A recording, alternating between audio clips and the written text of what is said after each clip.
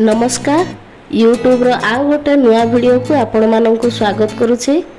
आपण माने किपरि अछंती भलो अछन तो आशा करुछि भलरे थिबे। आज मु जाउछि खोलिकोट गोटे वर्कशॉप अटेंड करिया पाए।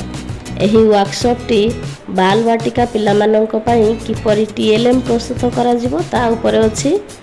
तेणु मु सकाळु सकाळु बाहरी पड़ली ट्रेन रे खोलिकोट जिबा पाए। कारण बरमपुर ठारू खोलिकोट जीवा पाई इजी वे होची ट्रेन। सकाळ 8:15 रे थर्ड मेमो थिला, तेणु मु 8 रे ही रेडी होई स्टेशन चली गली।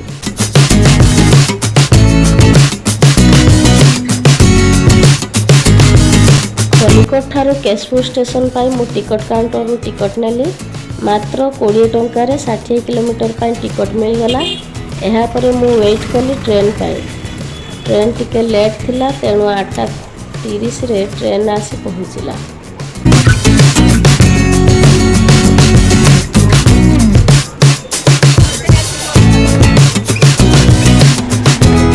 वर्तमान मु जर्नी स्टार्ट कली। एबे मु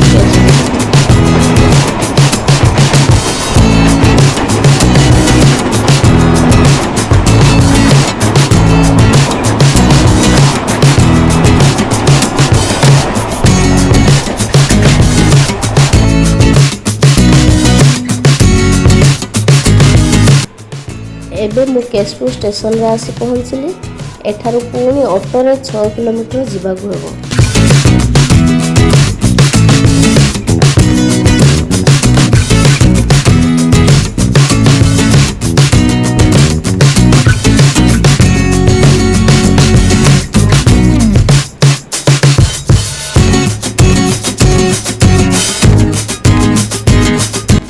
एटा होछि केशपुर स्टेशन रो व्यू।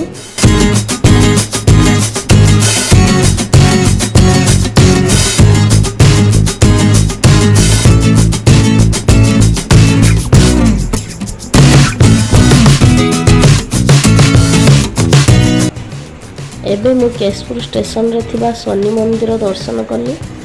आपण माने मध्य ठाकुर दर्शन करंतु।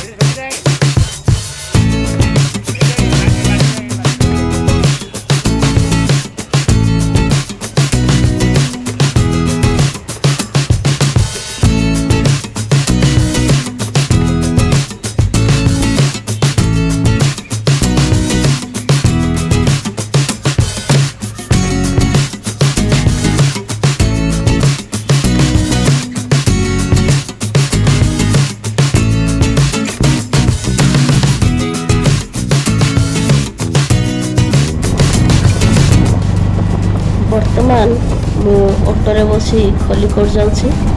खोलिकोट रो दृश्य देखंतु, सबुज बनानी रे भरपूर अछि। बहुत भलो लाउछि एठाकार परिवेश।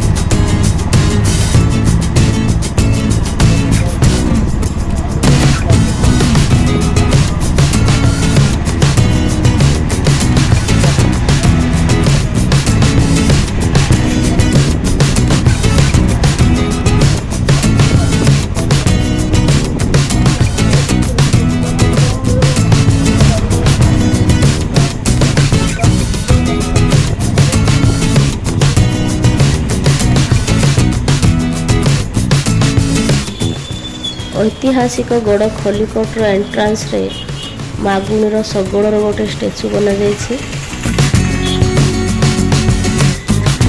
देखंतु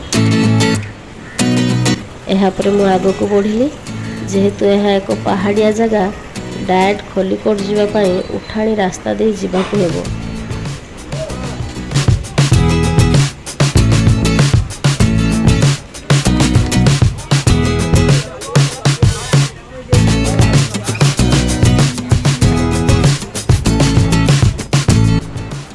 यह हूँ खल्लिकोटर प्रसिद्ध जगन्नाथ मंदिर और ओडिशार द्वितीय बृहत्तम जगन्नाथ मंदिर।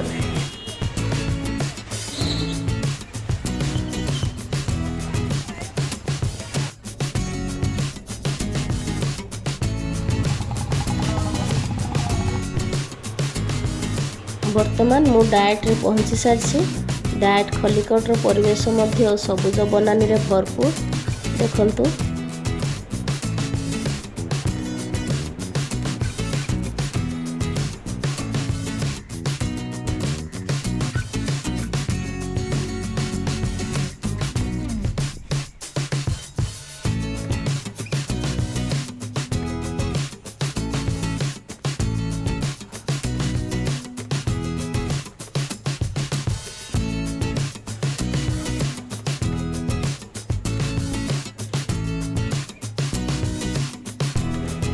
एंट्रांस रे ही ओडिशार बरपुत्र मानकर स्टैच्यू तैयारी करा जायछि।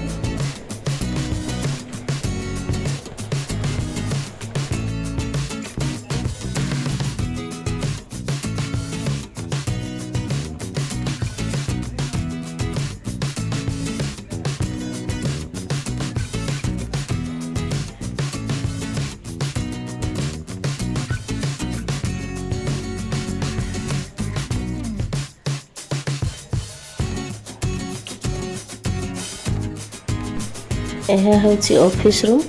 अग्रपूज्य गणेश एठारे पूजा पाउछंती।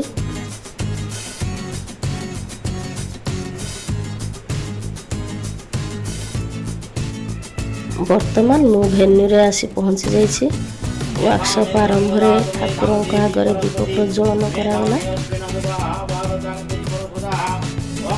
डायट खल्लिकोटर प्रिंसिपाल को स्वागत अभिभाषण कर्मशाला कार्य आरंभ है। 3 दिन धरी गंजाम 50 जन शिक्षक शिक्षयित्री एठारे टीएलएम तैयारी कलु।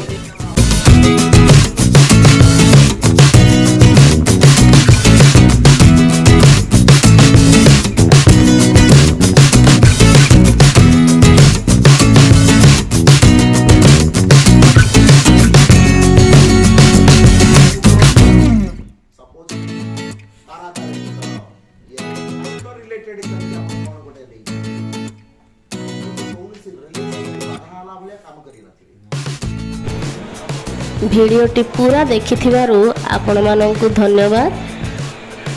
भिडियोटी भल लागिथिले लाइक और शेयर करंतु आउ आपण माननक सांग पाखकु पठांतु।